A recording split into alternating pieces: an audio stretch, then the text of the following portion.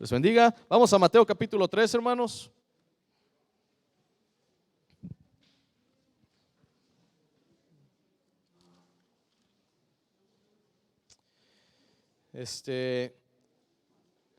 Si me comunican, entonces vamos a dar aviso ahí en la página de la iglesia para quienes gusten acompañar. Al parecer falleció Viri. Ella también era amiga de Bere. Ella se congregó un tiempo con nosotros. Nuestro deseo es que haya clamado al Señor en ese tiempo de dificultad. A veces el Señor permite enfermedad para salvar nuestra alma. Entonces a veces, si no fuera por enfermedad, muchas veces el hombre no se entrega al Señor. Nuestro hermano Pepe está lidiando con una situación similar con su hermano Fabián, que esta enfermedad le ha quebrantado el corazón, y nuestra oración al Señor es que sea una conversión sincera, que él se entregue de todo corazón al Señor. Y a veces este es el propósito por el cual el Señor nos permite pasar por pruebas. Pero quisiéramos dar unas palabras, si el Señor nos lo permite. Más tarde vamos a ponernos de acuerdo con la familia y comunicaremos a través de la página de la iglesia por si alguien gusta ir a ofrecer apoyo como hermanos en Cristo que somos. El título aquí en Mateo capítulo 3 es Predicación de Juan el Bautista. Me encanta esta figura. De hecho, aquí en la congregación, si me pongo a pensar quién me recuerda a Juan el Bautista, sería mi tata Olán. Mi tata Olán salió de una congregación presbiteriana. Entonces algunos pudieran decirle tata el presbiteriano, pero yo lo rebautizaría como tata el Bautista. Me encanta el ejemplo de este hombre, y a muchos nos ha tocado que mi tata nos exhorte. Yo creo que Juan era una persona de un carácter muy parecido, un carácter fuerte, una persona que no se tentaba el corazón cuando se trataba de hablar las palabras de Dios. Él vino a la tierra con un propósito desde antes de nacer, desde antes de su concepción, que fue milagrosa porque sus padres eran muy mayores. Desde antes de que él fuera concebido, Dios ya tenía un propósito para él. Y el día que él llegó a la tierra y tuvo la edad para empezar a hacer lo que Dios lo había mandado, no perdió tiempo, no suavizó sus palabras. Él iba a lo que venía. Esta fue la predicación de Juan el Bautista. Vamos a leer versículos 1 y 2. Voy a poner nada más aquí mi cronómetro para llevar medición del tiempo. Entonces, versículos 1 y 2. En aquellos días vino Juan el Bautista predicando en el desierto de Judea y diciendo: arrepentíos, porque el reino de los cielos se ha acercado. ¿Hace cuántos años aproximadamente pudiéramos decir que esto sucedió, hermanos? ¿Cerca de cuántos años? Cerca de 2000. Y si el reino de Dios en aquel entonces se había acercado, ¿dónde estará ahorita? El Señor viene muy pronto. Y podemos interpretar eso como la venida del Mesías, porque Él iba a traer el conocimiento del reino de Dios a la tierra. Podemos también interpretarlo para la iglesia, que el Señor viene por su iglesia. Aplicándolo a Israel, el Señor vendrá en su segunda venida después del rapto, después de la gran tribulación. Entonces Él predicaba este mensaje. Este es uno de mis personajes favoritos en la Biblia, y especialmente aquí en el Nuevo Testamento. Los padres de Juan eran Zacarías y Elizabeth. Zacarías era sacerdote, eran muy avanzados de edad. Su nacimiento fue un milagro que Dios predijo a través de un ángel, porque eran demasiado viejos, y tenía un llamado que él iba a ser el precursor o el que iba a aparecer antes del Mesías. Esto lo encontramos si leemos Lucas capítulo 1, donde se habla de cómo iba a venir Juan. Dice que él pasaba predicando en el desierto de Judea diciendo: arrepentíos. El desierto que se menciona era un lugar seco, pero habían personas que habitaban toda esa región, y su mensaje era un llamado al arrepentimiento. Algunas personas piensan que el arrepentimiento se trata de sentimientos como: híjole, siento feo. Pero no se trata de sentir feo. Hay gente que siente feo y sigue haciendo lo mismo. Hay gente que siente feo pero sigue usando las drogas, o sigue consumiendo alcohol, o siguen viendo cosas que no deben, hablando cosas maldicientes, palabras maldicientes, y sienten pena. Claro que sienten pena, pero no lo dejan. Muchas personas en el mundo, a pesar de estar perdidos en sus pecados, no hablan abiertamente muchas veces de sus pecados. Sienten pena, les da vergüenza que alguien más los vea o sepan lo que ellos hacen en lo secreto, pero aún así no lo dejan. Y hay cristianos, hermanos, también que a veces les da más vergüenza que un hermano se entere de algo malo que de Dios mismo, quien todo el día los ve, en todo momento. Juan predicaba de arrepentirse. Es bueno que sintamos culpa, que nos sintamos mal por el pecado, pero no se trata de sentirnos mal. La palabra arrepentimiento es una acción, es un llamado a dejar eso que estamos haciendo por completo. Yo puedo decir que me arrepiento de muchas cosas, pero si las sigo haciendo, entonces no es un verdadero arrepentimiento. Es como decimos las lágrimas de cocodrilo. A veces cuando dejan los ojos abiertos mucho tiempo les corre una lagrimita. No sé cómo sucede, pero no son lágrimas de verdad, son engañosas. El arrepentimiento habla de un cambio de dirección, no de pena, no de dolor en el corazón. Entonces, ¿es necesario que nos arrepintamos antes de llegar a Dios? Yo creo que por ahí empieza. A veces la persona no está completamente arrepentida, pero Dios le trae convicción para arrepentimiento. A veces para salir de nuestro pecado debemos de irnos encaminando hacia Dios en arrepentimiento. Si les digo, ¿saben qué? Quiero que vayan de Cárdenas acá a la Cali, pero primero salgan de Cárdenas y después entren a la Cali, pues van a decir, oye, pues es que al estar saliendo de Cárdenas voy a estar entrando a la Cali. Es lo mismo en el arrepentimiento. Nosotros cuando nos estamos dejando de nosotros mismos, abandonando nuestros propios deseos y voluntad para venir al Señor, este camino que estamos avanzando está demostrando arrepentimiento. Hay personas que dejan las cosas por completo y tal vez después vienen al Señor, pero ese arrepentimiento no es salvación. Mucha gente se arrepiente de tomar o de usar drogas y lo dejan, con ayuda, pero lo dejan.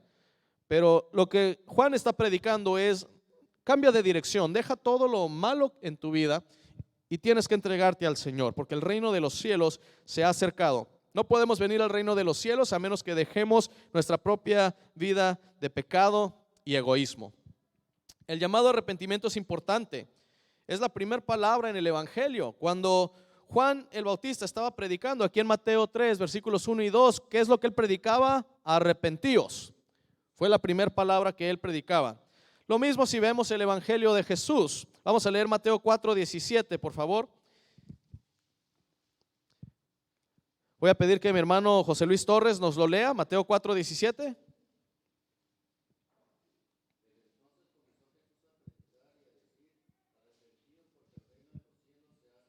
Amén. Desde entonces comenzó Jesús a predicar y a decir ¿qué? Arrepentíos, porque el reino de los cielos se ha acercado. También lo leemos en Marcos 1, 14 al 15. Después, arrepentíos fue la primera palabra cuando los 12 apóstoles estaban predicaban arrepentíos. Eso lo encontramos en Marcos 6, 12. Fue también la misma palabra que se utilizó en las instrucciones de predicar que Jesús le dio a sus discípulos después de que él resucitó, en Lucas 24, del 46 al 47. Arrepentíos fue la primera palabra de exhortación en el primer sermón cristiano que encontramos en Hechos 2:38 y fue la primera palabra en la boca del apóstol Pablo a través de su ministerio también, si leemos Hechos 26, 19 al 20. Entonces, Juan estaba predicando que necesitaba haber arrepentimiento. Eso es lo primero, tiene que haber un genuino arrepentimiento. No podemos abrazar el evangelio de Jesucristo y al mismo tiempo abrazar nuestra vida de pecado. Hoy día todo este cristianismo comercial que se vende, que lucra, que le da a las personas lo que ellos quieren escuchar, ha llevado más personas al infierno. ¿Por qué? Porque las personas no tienen un arrepentimiento verdadero, piensan que pueden convivir con su pecado y siguen siendo salvos. Pero eso no es lo que estaba predicando Juan. Porque el reino de los cielos se ha acercado. Juan quería que la gente supiera que el reino de Dios, el reino de los cielos estaba cerca. A veces ellos se imaginaban que estaba lejos. Hay muchas personas que piensan que Dios es un Dios distante, un ser por allá inalcanzable, que jamás podemos venir ante Él. No saben que es un Dios personal que desea estar en comunión con nosotros. Y Juan estaba bien apresurado, él estaba sabiendo que el tiempo era corto, que el Mesías iba a aparecer y que para poderlo recibir los hombres necesitaban arrepentirse. Y les decía, arrepiéntanse. Si el reino de los cielos se ha acercado, tenemos que prepararnos ¿cuándo? ¿Mañana? Hoy tenemos que estar preparados y eso era lo que estaba haciendo Juan. El principal mensaje que él estaba predicando no era, oye, tú eres pecador, arrepiéntete, necesitas arrepentirte. Eso no es lo que estaba predicando. Les estaba diciendo, el rey, el Mesías ya viene, arrepiéntete. No te arrepientas nada más porque eres un pecador, arrepiéntete porque el Señor ya viene y te va a encontrar en tu pecado. Y hermano, ¿cómo estamos nosotros? Si apareciera ahorita Juan el Bautista, que el Señor nos lo mandara 5 minutos, ¿qué creen que nos diría? Nos llamaría muy fuerte la atención. Arrepiéntanse. Muchos que se congregan no se han arrepentido, no han cambiado de dirección. Sus vidas no demuestran ser de Cristo. Lo dicen, pero como decimos, las palabras se las lleva el viento. El llamado al arrepentimiento es cómo reaccionamos ante esta bella noticia de que el Rey y su reino han venido. Versículos 3 y versículo 4. Pues este es aquel de quien habló el profeta Isaías cuando dijo: voz del que clama en el desierto, preparad el camino del Señor, enderezad sus sendas. Y versículo 4. Y Juan estaba vestido de pelo de camello y tenía un cinto de cuero alrededor de sus lomos, y su comida era langostas, que eran como saltamontes, y miel silvestre. Preparen el camino del Señor. Este pasaje que Mateo usa habla de un pasaje en Isaías 43 que identifica a Juan el Bautista como quien iba a venir a hablarnos y profetizar del Mesías. Juan estaba cumpliendo el propósito de preparar los corazones para el Mesías y dar a conocer que había pecado en Israel, porque Israel no creía que había pecado en ellos, para que pudieran recibir la salvación de su pecado por medio del Mesías.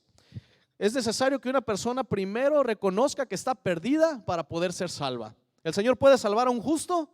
¿Alguien que se considera justo, que no necesita arrepentirse, que no tiene de qué arrepentirse? Pues esta persona, claro que no puede ser salva si no quiere reconocer que está perdida sin el Señor. ¿Qué dijo el joven rico? Señor, todos estos mandamientos los he guardado ¿desde cuándo? Desde mi juventud. ¿Y qué le dijo el Señor? Aún te falta una cosa. Y pues no quiso vender todo lo que tenía por seguir a Cristo. Y fue cuando el Señor dijo que era más fácil pasar un camello por el ojo de una aguja que un rico sea salvo. No significa que es imposible, pero las personas que se justifican a sí mismos o que aman lo material, pues hacen más difícil poder ser salvos. Entonces Juan aplica este pasaje a sí mismo también en Juan 1:23, cuando dice que él habla de él mismo, que él es esta voz que clama en el desierto. Dice: yo soy la voz que clama en el desierto. Él está aplicando este pasaje a sí mismo, por lo cual no hay dudas que Juan vino a preparar el lugar para el Mesías, el camino. Enderezad sus sendas. Este pasaje, que también está en Isaías 43, tiene en mente que se está construyendo una senda majestuosa para un rey. Se está construyendo una senda que esté bien preparada para él. Si hay hoyos, hay que rellenarlos. Si tiene vaditos, montecitos, hay que derribarlos. Y tenemos que dejar el camino perfecto para cuando venga el rey pueda pasar sin ningún problema. Eso es lo que significa cuando habla enderezad sus sendas. Entonces, esta era una práctica que tenían los monarcas, los reyes en aquel entonces. Si iban a realizar un viaje, iban a atravesar el monte, pues no querían atravesar un monte feo, lleno de hierbas y de piedras. Entonces mandaban heraldos que iban al frente limpiando el camino para cuando viniera el rey, todo estuviera preparado, todo estuviera limpio para su pasada. Tenían que nivelar caminos y tenían que quitar todo impedimento. Entonces Jesús, como Mesías, como rey verdadero, tenía un heraldo, tenía un mensajero, Juan el Bautista. Él es quien clamaba en el desierto, y por medio de su mensaje de arrepentimiento, ¿qué estaba haciendo? Preparando el camino del Señor. A veces nosotros como cristianos fallamos en apreciar qué tan importante es preparar el trabajo del Señor. Cualquier obra que Dios hace empieza con una preparación. ¿Qué estamos haciendo nosotros, hermanos, para preparar el camino del Señor? El Señor viene, amén. ¿Y qué estamos haciendo nosotros? Si venimos nada más a los servicios y es lo único que hacemos para el Señor, eso no es servicio a Dios. Eso lo necesitamos nosotros. Dios no necesita que vengamos aquí a cantarle o a postrarnos en el altar, a orarle. Dios no necesita eso. Pero ¿saben por qué le agrada que lo hagamos? Porque nos muestra cómo Él es un Dios personal. Cuando nosotros nos hincamos y oramos, el Señor nos ha respondido, ¿a poco no? ¿Y a quién ha beneficiado eso? ¿Al Señor o a nosotros? A su iglesia, a nosotros. Nosotros somos los beneficiados. Y si nosotros queremos servir al Señor, es un privilegio para nosotros, es una bendición para nosotros. En Isaías capítulo 40, versículo 3, cuando está hablando de que el camino de Jehová es preparado y es hecho recto, aquí en Mateo 3:3, este camino que es preparado para Jehová, lo aplicamos a que fue preparado ¿para quién? Para Cristo, para Jesús. Entonces, si Si Juan está hablando que Juan el Bautista preparó el camino para Jesucristo e Isaías profetizó que se prepararía el camino para Jehová, Jesucristo sería ¿quién? Sería Dios mismo, sería Jehová, Jehová sería Jesucristo y Jesucristo sería Jehová. Damos la bienvenida a nuestra hermana Judith, Sofía, Rubén, que están aquí. Dios les bendiga.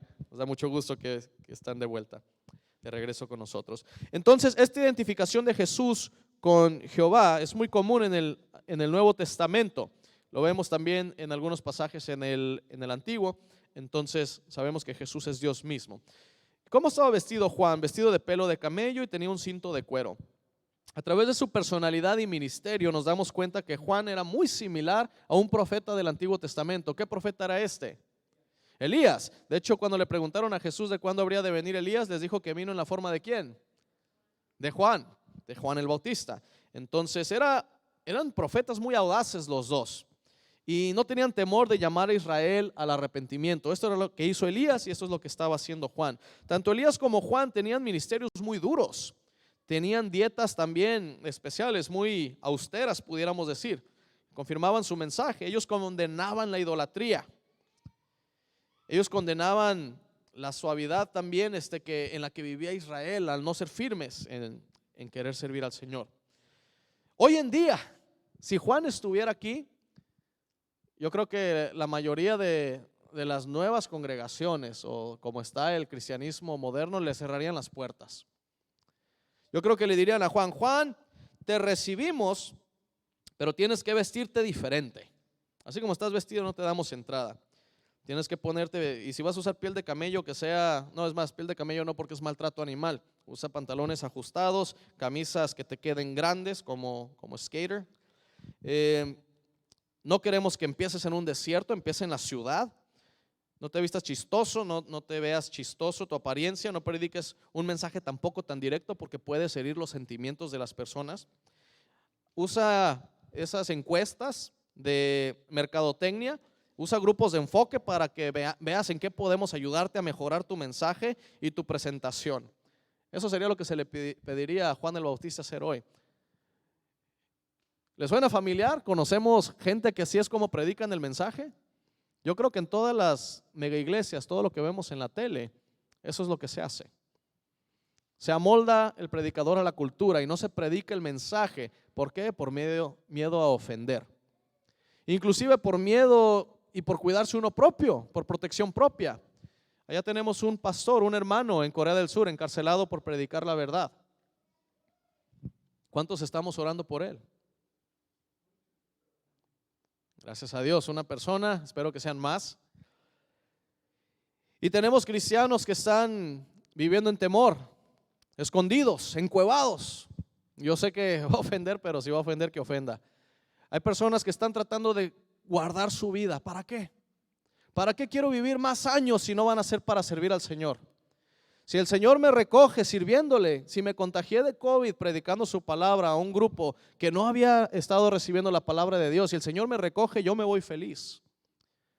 Triste me sería que el Señor me recoja encuevado en mi casa, viendo las noticias, viviendo en temor, queriendo prolongar mis días en temor. ¿Para qué? Para al final morir. ¿De qué me valió mi vida? ¿Qué hice para el Señor? Mis últimos momentos, ¿qué significado tendrían? ¿Cómo me recibirá el Señor? Bien hecho, hijo mío, prolongaste tus días 8 meses más por respetar la cuarentena, por usar tu máscara inclusive en tu casa, por andar desinfectando todo, por no saludar a los hermanos, por no ir a predicar. Viviste más tiempo en temor. ¿De qué me sirve eso? ¿De qué me vale eso? Voy a mencionar un pasaje que su interpretación tal vez duela, pero es la verdad. Jesús dijo que si no aborrecemos a nuestro padre, a nuestra madre, nuestros hermanos, a nuestros hijos, no somos dignos de seguirle, no somos dignos de su reino. ¿Qué significa esto? Que si por amor a mí mismo, a mi cónyuge, a mi familia, yo dejo de servir a Cristo, yo no soy digno de Él. Eso es lo que significa. Mis hijos, mis hijas, todo lo que tengo, mi familia, mi esposa, antes de ser mías son de Cristo. El Señor las puede recoger respetando no una cuarentena. Si su voluntad es llevarnos que nos lleve estándole sirviendo, caminando su voluntad. Esa es mi convicción y la de mi familia, la de mi casa. Como dijo Josué, yo en mi casa serviremos a Jehová. Y felicito a todos aquellos hermanos que tienen el valor de estarse congregando, poniendo su fe en el Señor y no en todos los noticieros y las cosas que escuchamos allá afuera. Era un ministerio duro el hablar con la verdad. Juan no quería llegar y decir, yo soy el que viene antes del Mesías. No era como un título que él buscaba. En Malaquías 4:5 se hablaba de cómo Elías iba a predicar. Él no estaba buscando ser una imagen pública, no buscaba reconocimiento. Él sabía y conocía las palabras que el ángel Gabriel comunicó a su padre, Zacarías. Y sabía que desde antes de que él naciera se tenían que cumplir estas palabras que se hablaron en Lucas 1:17, donde dice: e irá delante de él con el espíritu y el poder de Elías, para hacer volver los corazones de los padres a los hijos y de los rebeldes a la prudencia de los justos, para preparar al Señor un pueblo bien dispuesto. Lucas 1:17. Esto era simplemente quién era Juan, y se podría decir que él era esto desde antes de que él naciera. Versículos 5 y 6. Y salía a él Jerusalén. El pueblo de Jerusalén salía y venía a escucharle. Y toda Judea, cuando dice toda, realmente la palabra aplica a mucha parte de Judea. Y toda la provincia de alrededor del Jordán. Entonces, muchísimas personas venían a escucharlo. Y eran bautizados por él en el Jordán, confesando sus pecados. Hermoso esta palabra. Y salía a él Jerusalén, toda Judea y toda la provincia de alrededor del Jordán. Su ministerio tuvo un gran éxito, y no por hablar lo que la gente quería escuchar, sino por hablar lo que Dios le había mandado. Si se dan cuenta, hay más gente yendo a congregaciones donde les hablan lo que ellos quieren escuchar, pero no deja de haber también una buena cantidad de gente que quiere escuchar lo que Dios verdaderamente les quiere hablar, les guste o no. Y es por eso que estamos aquí, porque queremos escuchar y aprender toda la palabra de Dios, no nada más lo que nos convenga. A nadie le hemos dicho: no leas Levítico, no leas Números, no lo vas a entender, mejor ni lo leas. ¿Qué es lo que siempre dice el pastor Basilio? Que se debe leer ¿qué? Toda la Biblia, mínimo ¿cuántas veces al año? Mínimo una vez al año, y se entrega un plan de lectura diaria para ayudarnos a hacer precisamente eso.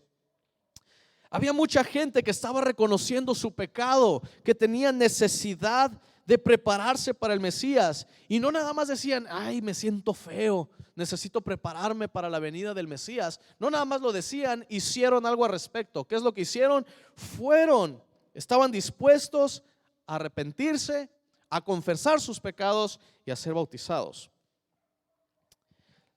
Bajo la bendición de Dios, el mensaje de arrepentimiento de Juan y su llamado a que nos preparáramos para el Mesías estaba dando fruto. El bautismo era para los pecadores. Los judíos no se sentían a sí mismos pecadores.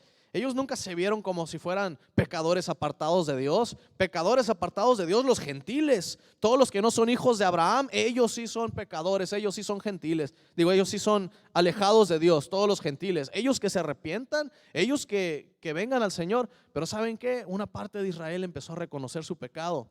El Espíritu Santo les trajo convicción y dijeron: tal vez yo nací como judío, tal vez yo nací en Israel, soy descendiente de Abraham, pero eso no significa que esté cerca de Dios, ni significa que estoy libre de pecado. Igual quienes han nacido en un hogar cristiano o quienes siempre se han congregado, eso no es lo que nos salva. Sigue habiendo pecado en el hombre, sigue habiendo necesidad de arrepentimiento. Tenemos que reconocerlo, y esto es lo que la gente empezó a hacer. Se empezaron a dar cuenta por primera vez en toda su historia nacional como judíos que eran pecadores, y empezaron a reconocer su propio pecado y su necesidad de clamar a Dios. Nunca había habido un momento como este donde Israel reconociera independientemente su pecado. Antes, entre todos, habían días que celebraban el día de expiación y todos juntos venían y pedimos por nuestros pecados como nación. Pero en este momento, cada persona como individuo decía: yo necesito el perdón de Dios. Hubo un historiador judío llamado Josefo. Él escribió más acerca de Juan el Bautista que lo que escribió acerca de Jesús. Aunque es una fuente extrabíblica de evidencia de la vida de Cristo, él se centró mucho en hablar acerca de Juan el Bautista y sus enseñanzas. De hecho, podemos ver lo fuerte que fue la influencia de Juan el Bautista después de su ministerio, porque vemos en Hechos 18, 25 y en el 19, 3, cómo habían personas marcadas por sus enseñanzas. Una de estas personas se llamaba Apolos. Él predicaba el arrepentimiento, pero ¿saben hasta dónde conocía a él? Hasta el bautismo de Juan. Él lo que predicaba a todos era que se arrepintieran y que se bautizaran porque el Mesías venía, pero no sabía más. Entonces lo tomaron dos personas para enseñarlo, Priscila y Aquila. Y otra parte, vienen con unas personas y les dicen: oye, ¿hasta dónde conocen ustedes? No, pues no sabíamos que hay Espíritu Santo ni nada. ¿Hasta dónde conocen el Evangelio? No, pues hasta el bautismo de Juan. Entonces nos damos cuenta que el ministerio de Juan tuvo mucho éxito y Dios lo llevó aún después de su muerte. Pero su mensaje era incompleto sin la venida del Mesías. Pero vino Jesucristo el Mesías y tenemos el Evangelio completo. Entonces las personas eran bautizadas por él. Con el bautismo Juan estaba ofreciendo un lavado como en una ceremonia. La persona confesaba su pecado y después hacía algo para demostrar su arrepentimiento. No era nada más decir: me arrepiento y confieso mis pecados. Pero tampoco era nada más meterse al agua, porque el meterse al agua no significa nada. Roma, el catolicismo, bautiza a los bebés, pero el bebé no conoce pecado, no sabe por qué se le está mojando en agua, y esa agua no tiene ningún tipo de poder especial. Antes de que podamos recibir el reino de los cielos, tenemos que reconocer que somos pobres en espíritu, como dice Mateo 5:3. Dice: bienaventurados los pobres en espíritu, porque de ellos es el reino de los cielos. Y antes de que podamos recibir el reino de Dios, tenemos que reconocer que somos pobres en espíritu, que necesitamos de Dios. Entonces este tipo de conciencia de pecado fue el fundamento para este avivamiento, para que Israel empezara a volver a Dios. El bautismo significa sumergirse. Juan no los rociaba en agua, como algunos hacen, de agarrar agüita y aventarles. Eso no es el bautismo. Bautismo significa sumergirse. Entonces Juan el Bautista sería Juan el que sumerge, el que los mete al agua. En las ceremonias de Israel, en ceremonias judías, la costumbre era sumergirlos por completo cuando se estaban bautizando. Entonces ya era una práctica que se llevaba a cabo, pero no con este enfoque de arrepentimiento. Lo hacían cuando un gentil quería convertirse en un judío, entonces se le bautizaba, se sumergía en agua, dejaba de ser gentil y salía como judío. Pero Juan lo aplicó de una manera distinta y de una manera única, porque no leemos en ningún escrito que a alguien más se le haya llamado el Bautista como a Juan. Él fue reconocido por su ministerio y por su predicación. Entonces, para un judío ya en los tiempos de Juan, cuando él se estaba bautizando, él estaba diciendo: confieso que estoy tan lejos de Dios como un gentil y necesito ponerme bien con él. Este era el verdadero trabajo que estaba haciendo el Espíritu Santo, que Israel reconociera: ¿sabes qué? No importa mi legado, bueno, no mi legado, sino mi ancestría. No importa que soy hijo de Abraham o descendiente de Abraham, estoy tan lejos de Dios como cualquier otro gentil y necesito ponerme bien con él. Esto era lo que el Espíritu Santo estaba haciendo. Entonces el bautismo cristiano, cuando nosotros somos bautizados, es parecido al de Juan, en que demostramos arrepentimiento, pero al mismo tiempo es mucho más. Romanos 6:3 dice que cuando somos bautizados con Cristo, somos bautizados en su muerte y en su resurrección. Pero ¿saben qué más hacían al ser bautizados? Confesaban sus pecados. Y esto es algo muy importante porque va de la mano con el arrepentimiento. Ellos estaban tomando en serio el estar bien con Dios. Y esta confesión de pecados de manera individual era algo nuevo en Israel. Les decía, había una confesión en conjunto, colectiva, en el gran día de expiación, y a veces ciertos pecados específicos, o había una confesión individual en unos casos muy específicos. En Números 5:7 lo vemos, pero no era un arrepentimiento individual donde cada quien confesaba sus propios pecados, cada hombre aparte. Qué bonito haber visto esto. Entonces la confesión de sus pecados pasaba junto con el bautismo en el Jordán, y es lo que le dio su significado. Haberlos bautizado por bautizarlos no hubiera significado nada, pero el que ellos reconocieran su necesidad de Dios y confesaran su pecado es lo que hacía tan importante y tan especial este ministerio. Y hermanos, nosotros tenemos que no solamente arrepentirnos, debemos de confesar a Dios nuestro pecado también. Y cuando vivimos en temor o cuando no hacemos lo que el Señor nos pide, eso también es pecado. Y tenemos que pedirle perdón al Señor. ¿Cuántas veces dice la Biblia no temas? ¿Alguien sabe? Una vez escuché que no temas aparece 365 veces en la Biblia. Todos los días Dios nos dice, no temas. No temamos, hermanos. Y Juan confrontó a los fariseos y a los saduceos. Vamos a leer del 7 al 12. Juan no era una persona que se quedaba callada. Versículos 7 al 12. Al ver él que muchos de los fariseos y de los saduceos venían a su bautismo, les decía: generación de víboras, ¿quién os enseñó a huir de la ira venidera? Haced pues frutos dignos de arrepentimiento. Y no penséis decir dentro de vosotros mismos: a Abraham tenemos por padre, porque yo os digo que Dios puede levantar hijos a Abraham aún de estas piedras. Y ya también el hacha está puesta a la raíz de los árboles. Por tanto, todo árbol que no da buen fruto es cortado y echado en el fuego. Yo a la verdad os bautizo en agua para arrepentimiento, pero el que viene tras mí, cuyo calzado yo no soy digno de llevar, es más poderoso que yo. Él os bautizará en Espíritu Santo y fuego. Su aventador está en su mano y limpiará su era y recogerá su trigo en el granero y quemará la paja en fuego que nunca se apagará. Había gente que le seguía, pero no le seguía. Había gente que iba ahí a escuchar a Juan como diciendo: miren, pueblo, yo también vengo. Yo quiero también reconocer que necesito estar cerca de Dios. Pero era una imagen solamente, no era de corazón. Estos fariseos creían: yo cumplo la ley, yo soy justo. Muchas veces malinterpretaban la ley. Leían la ley de Dios y la aplicaban mal. Tenían muchas tradiciones pensando: las tradiciones que nosotros hemos impuesto tienen el mismo peso y valor que los mandamientos que Dios nos ha dado. Así pensaban ellos. Eran hipócritas muchas veces en sus prácticas. Habían algunos sinceros. ¿Quién fue un fariseo que era sincero? Nicodemo. Él fue al Señor, él quería saber más. Él tenía hambre, pero la mayoría eran hipócritas. Y los saduceos, pues se decía que eran hombres de negocios y del mundo, una parte parecido a la clase sacerdotal. Tenían otras creencias también, pero no vamos a hablar sobre ellas. Eran personas que Juan los condenó y los llamó generación de víboras. Les dijo: ¿quién les enseñó a huir de la ira venidera, de la ira que viene?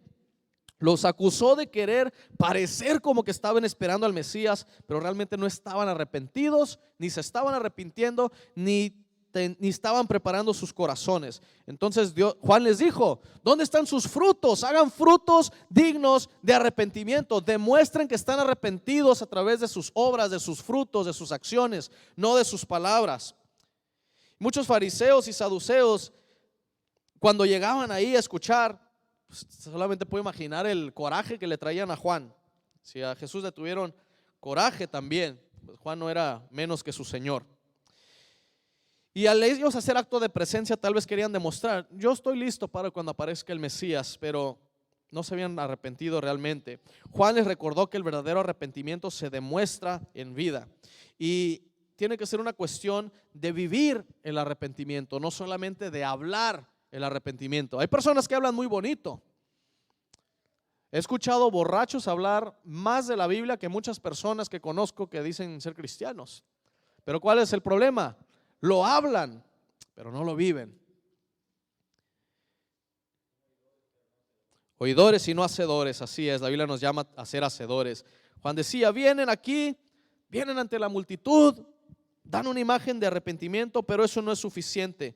El verdadero arrepentimiento no es infértil.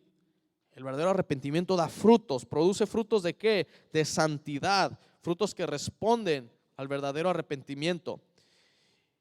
Muchos judíos creían en la ira venidera, que él les habló, les dijo que venía la ira. Pero aunque creían en la ira venidera, los judíos pensaban que esta ira no venía sobre de ellos, venía sobre de los gentiles. No, yo creo en la ira de Dios que viene, pero no es para mí. No, los gentiles, todos ellos sí que se cuiden.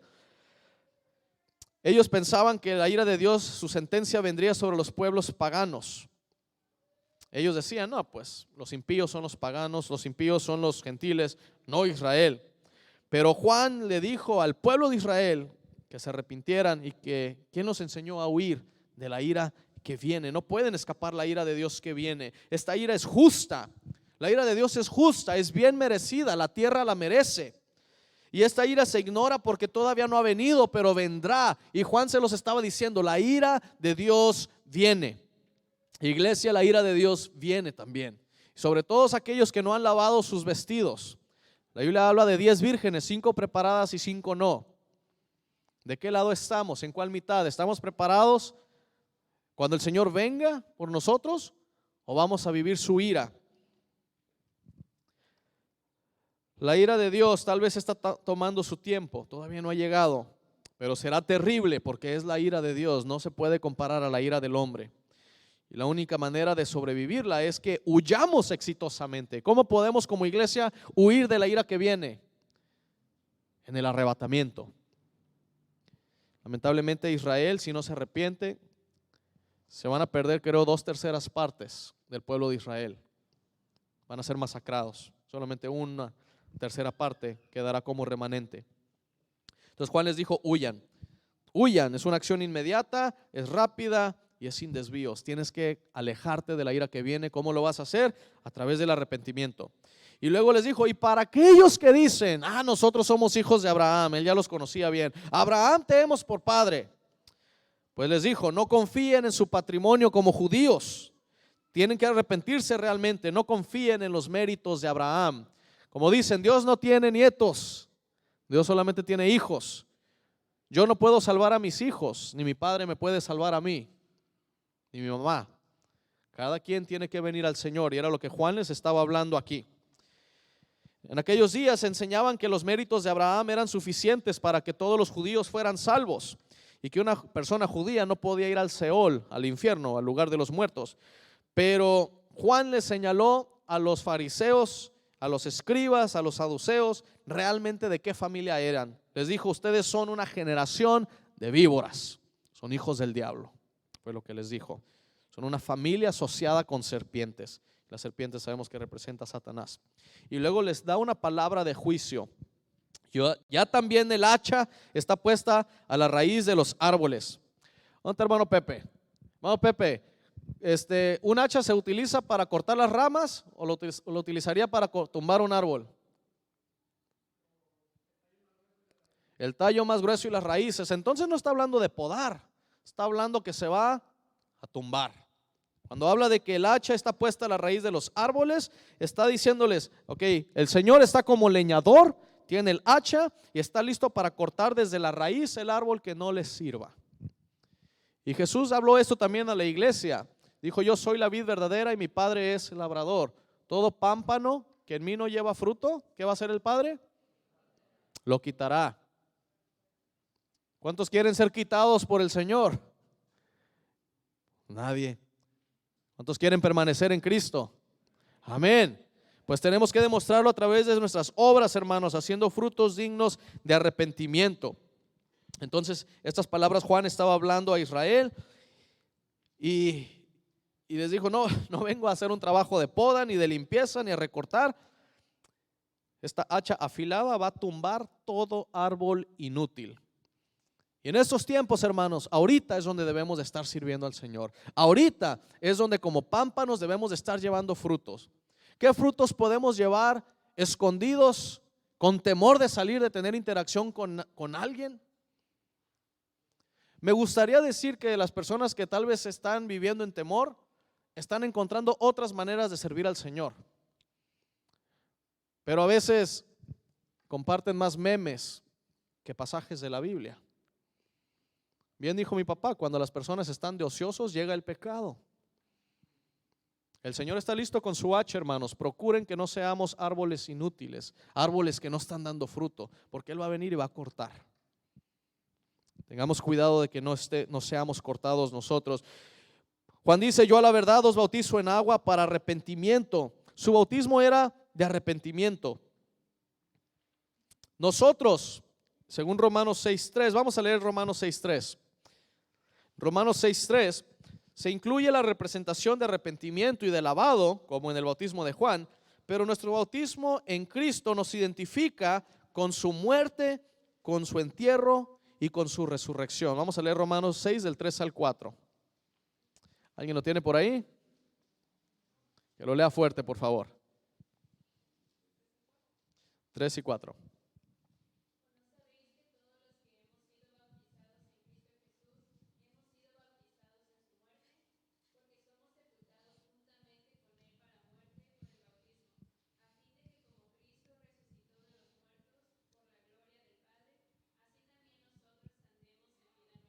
Amén.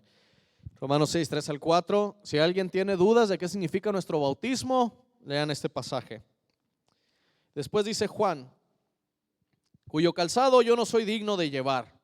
Él está reconociendo su lugar ante Jesús y dice, yo no soy digno ni siquiera de quitarle su calzado. Él no se consideraba más que otros por predicar el arrepentimiento. Él sabía cuál era su posición en relación a Jesús. En lugar de enorgullecerse y decir, mira Dios, mira Jesús, toda la gente que te he traído. Mira todo lo que he hecho por ti, mira todo el trabajo que te ha ahorrado. Mira, es más, ya te tengo aquí a tus discípulos y toda esta gente que te va a seguir. Él jamás se enorgulleció. Él dijo, yo no soy ni siquiera digno de desatarle sus sandalias al Señor. Cuando él estaba diciendo eso, él se está poniendo más bajo que un discípulo normal de cualquier rabino. Los rabinos eran los maestros de la Biblia, de las sinagogas o del templo. Y un discípulo, pues tal vez era así como si fuera su siervo, su esclavo, pero hasta para un discípulo de un rabino era demasiado bajo el quitarle sus sandalias o su calzado al rabino. Eso era demasiado bajo, era demasiado humillante.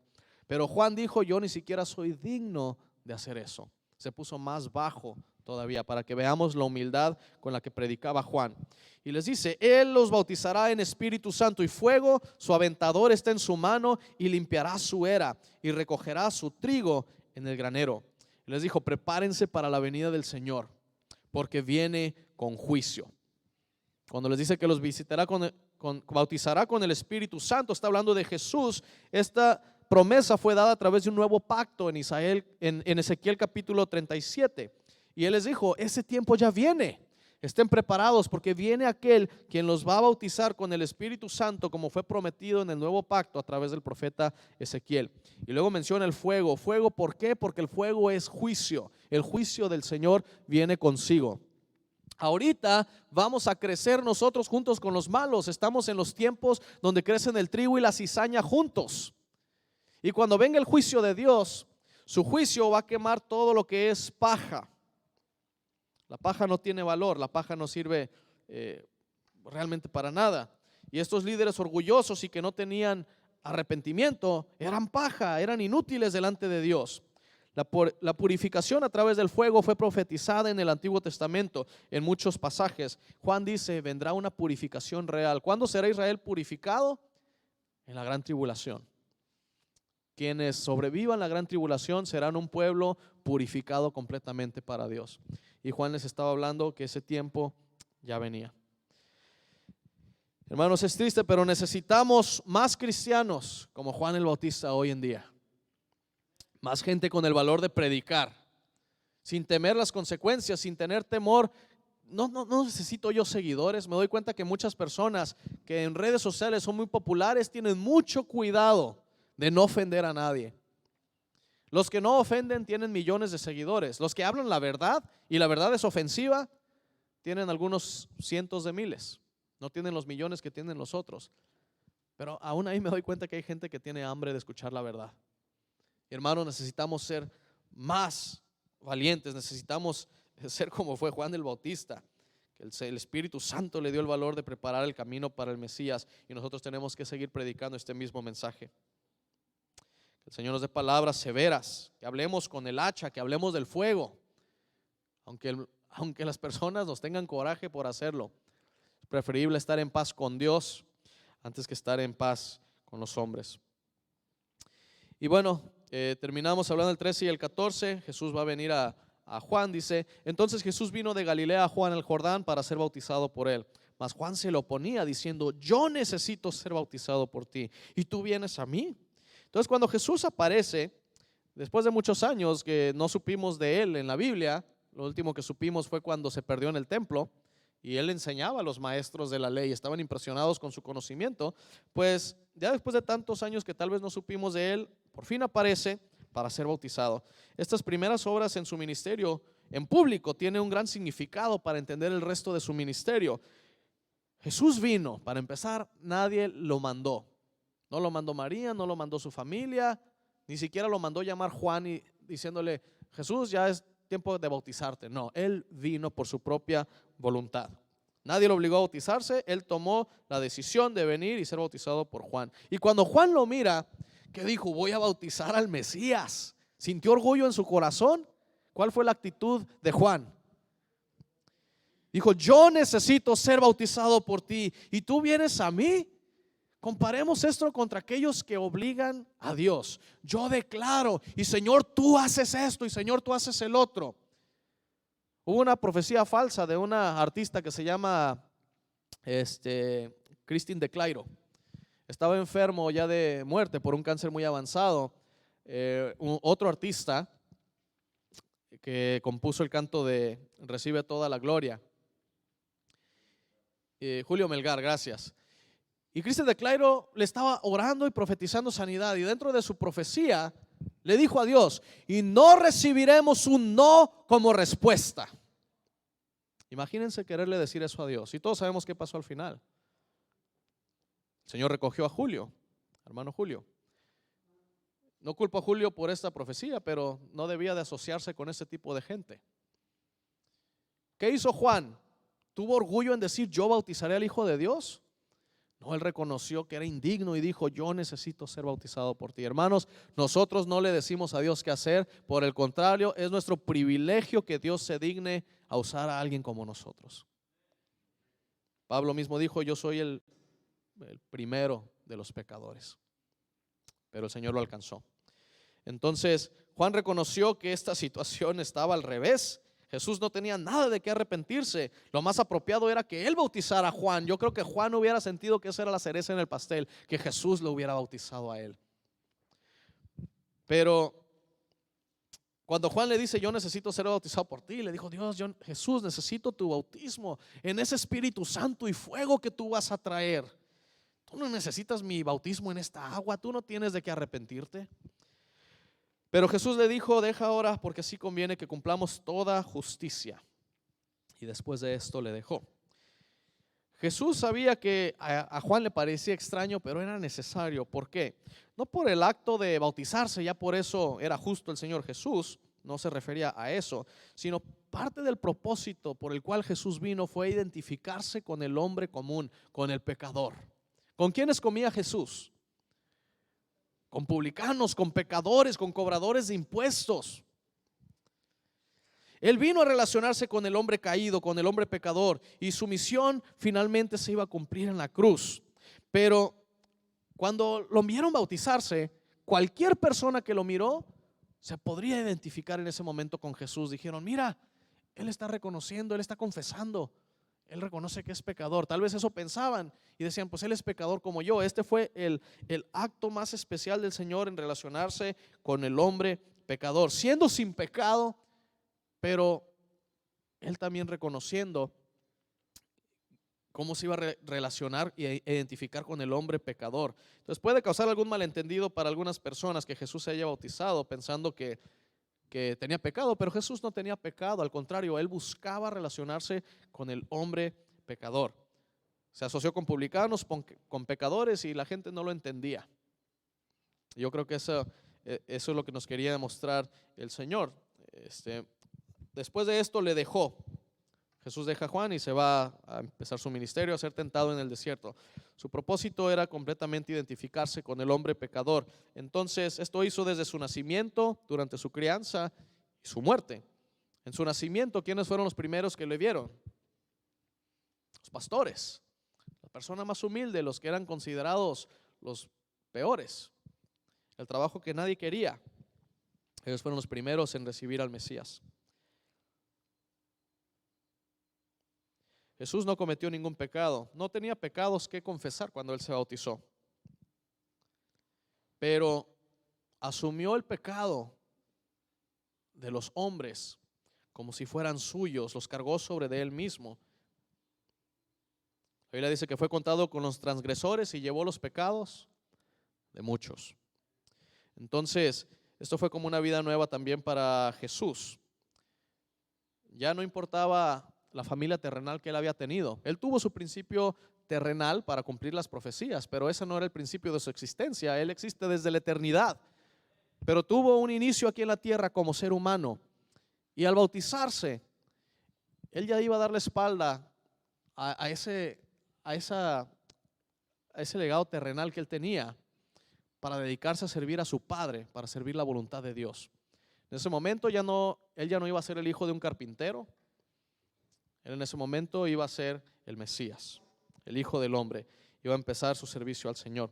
Y vemos un testigo muy especial, versículos 16 y 17. Y Jesús, después que fue bautizado, subió luego del agua, y aquí los cielos le fueron abiertos, y vio al Espíritu de Dios que descendía como paloma y venía sobre él. Y hubo una voz en los cielos que decía: este es mi Hijo amado, en quien tengo complacencia. Era importante que Dios el Padre demostrara públicamente que el bautismo de Jesús no era el bautismo como de cualquier otra persona, sino que era una muestra de tal vez de arrepentimiento, pudiéramos decir, pero Él llevando los pecados de los hombres como lo hizo en la cruz. No era una muestra en sí de arrepentimiento porque Él no tenía nada de qué arrepentirse, pero se estaba identificando con los pecadores, motivado por su amor. Y esto agradaba al Padre, que su Hijo tomara el lugar de los pecadores. Y en ese momento el Espíritu Santo desciende como paloma. Esto debía de haber sido algo precioso de presenciar, el Espíritu Santo descendiendo sobre Jesús de una manera visible. De hecho, algo así vino el Espíritu Santo en Hechos sobre los discípulos, pero eran como lenguas de fuego. En Lucas 3:22 dice así: y descendió el Espíritu Santo sobre él en forma corporal, como paloma. Entonces, de alguna manera el Espíritu Santo ya estaba presente y descendió, vino sobre Jesús como una paloma. Y lo que sea que haya sido, era real. Dice como paloma, algunos no dice realmente que era una paloma. Hay quienes quieren caracterizar siempre al Espíritu Santo como si tuviera forma de paloma, y eso es falso. El Espíritu Santo no es una paloma, pero tomamos la paloma como un símbolo del Espíritu Santo. Por eso el logo también en Capilla Calvario es una paloma, porque queremos que la iglesia sea siempre guiada por el Espíritu de Dios. Entonces, Juan miró este acontecimiento y Juan entendió lo que era. ¿Por qué? Porque en Juan 1, 32 y 34, Juan mismo dice que yo miré y el Espíritu Santo me dijo que sobre aquel que descienda, ese es el Mesías, y yo vi descender al Mesías, el Espíritu Santo en forma como una paloma. Entonces Jesús estaba a punto de comenzar su ministerio, su servicio público, y lo iba a hacer con el poder del Espíritu Santo. ¿Quién es quien da éxito? ¿Quién dio éxito al ministerio de Juan, al ministerio de Jesús? ¿Quién obra en la iglesia? El Espíritu Santo. Necesitamos al Espíritu Santo, hermanos. Y en ese momento se abrieron los cielos, hubo una voz que habló y dijo: este es mi Hijo amado, en quien tengo complacencia. Cuando esta voz de Dios el Padre habló desde el cielo, todos sabían que Jesús no era cualquier hombre siendo bautizado. Tenían que saber que Jesús era el Hijo perfecto de Dios, porque dijo: en Él tengo complacencia, en Él me complazco. Y en ese momento el Hijo de Dios se estaba identificando con el pecador. Todos sabían que Jesús, o debían de saber que Jesús era diferente. Y el Espíritu de Dios que descendió sobre de él, y al decirle mi Hijo amado, recordemos, Dios el Padre ama al Hijo y nos comunica su amor a través del Espíritu Santo. Vemos aquí una relación de la Trinidad, cooperando, la Santa Trinidad, en esta ocasión como Padre, como Hijo, como Espíritu Santo, manifestándose al mismo tiempo. Me encanta cómo podemos juntar una enseñanza del Salmo 2 con la enseñanza de Juan 3:16. De tal manera amó Dios al Hijo que le ha dado posesión de todo el mundo. Eso lo aprendemos en el Salmo capítulo 2. Pero Juan 3:16 dice que de tal manera amó al mundo que dio a su Hijo unigénito. Dio todo para que el hombre pueda ser redimido. Hermanos, este es el mensaje que debemos de predicar. Y hoy más que nunca se necesita que tengamos valor. Hoy es cuando se va a demostrar si somos o no somos de Cristo. Va a haber un precio que pagar por nuestra fe. Esos días vienen si es que no están ya aquí. Pero aquí es donde vamos a demostrar si somos o no somos. Y pues que nuestra oración sea que permanezcamos fieles al Señor. Vamos a orar. Padre, gracias por este tiempo que nos permites estudiar y meditar tu palabra, Señor. Es necesario que nos arrepintamos, Señor. Es necesario que sigamos predicando este mensaje. Señor, es necesario que como Cristo seamos bautizados en tu Espíritu Santo. Y fuego también, Señor, quema de nuestras vidas todo aquello que no te agrada. Y Señor, ayúdanos a vivir en santidad, ayúdanos a vivir agradando al Hijo. Padre, pido que como iglesia nos examines y nosotros mismos nos examinemos. Todo aquello que debe de ser cambiado, Señor, ponemos en tus manos. Cámbianos, transfórmanos. Tómanos como el barro se toma en manos del alfarero, Señor, y lo hace y lo deshace y lo moldea hasta que sea perfecto, hasta que tiene la obra que se está buscando.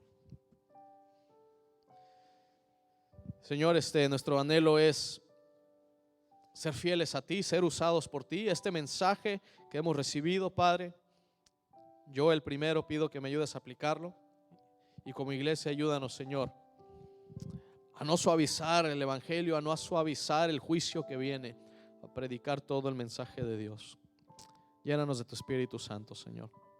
Pedimos, Señor, por todas las necesidades y por las que nos están compartiendo también hoy. Te pido por mi abuelo, por hermano Basilio Núñez, que está hospitalizado. Padre, ayúdale a pelear la buena batalla, que sea fiel a ti, que ponga su fe y su confianza en ti, como sé que lo hace. Sé que tu iglesia y muchos hermanos oran por él. Y Señor, se haga tu santa voluntad, Padre, pero Señor, si es tu voluntad levantarlo, rogamos que así sea, Padre, que siga siendo de bendición para el cuerpo de Cristo. Padre, por Clara Delia Ontiveros, dale fortaleza a la familia Martínez Flores. Padre, dales la fortaleza que ellos necesitan. Pedimos por la salud y recuperación de Enrique Martínez Flores, Señor. Padre, dale fuerza, dale paz, dale consuelo. Seguimos orando por la recuperación de Rita Socorro, Señor, también. Ten misericordia de ella. Por hermana Guillermina Reyes también, que tiene esta colitis avanzada, Padre. Alivia sus dolores. Tráele, Señor, sanidad. Pedimos, Señor, por Alma Rodríguez, que se encuentra intubada en el hospital. Prima hermana de nuestra hermana Yolanda Rodríguez. Señor, ten misericordia de Alma. Padre, toca su cuerpo, Señor. Acércale más a ti. Pedimos por la salud de la hermana de nuestra hermana Marta Viña, que está muy grave, Señor, en necesidad de oxígeno para poder respirar, por la angustia en la que está. Señor, haz la obra también, tráele paz, Señor. Oramos, Señor, por nuestros hermanos en este viaje misionero. Padre, úsalos para honra y gloria de tu nombre, por el alcance que van a llevar hoy. Creo en San Agustín, el estudio de tu palabra. Bendícelos, Señor. Que tu palabra penetre en estos corazones y encuentre buen suelo donde pueda dar mucho fruto, Padre. Trae aquellas personas que han de ser salvas, Señor. Haz la obra, Padre. Pedimos por todas estas peticiones. Pedimos, Señor, que nos ayudes a amarte, a servirte con todo nuestro corazón, que tomemos todas nuestras pertenencias, todas las cosas que tenemos por basura, con tal de ganar a Cristo. Señor, ayúdanos, Padre, a ponerte a ti primero. Ayúdanos, Señor, a estar preparados para cuando tú vengas. Te damos gracias en el nombre de Cristo Jesús. Amén. Los bendiga, hermanos. Vamos a ponernos de pie.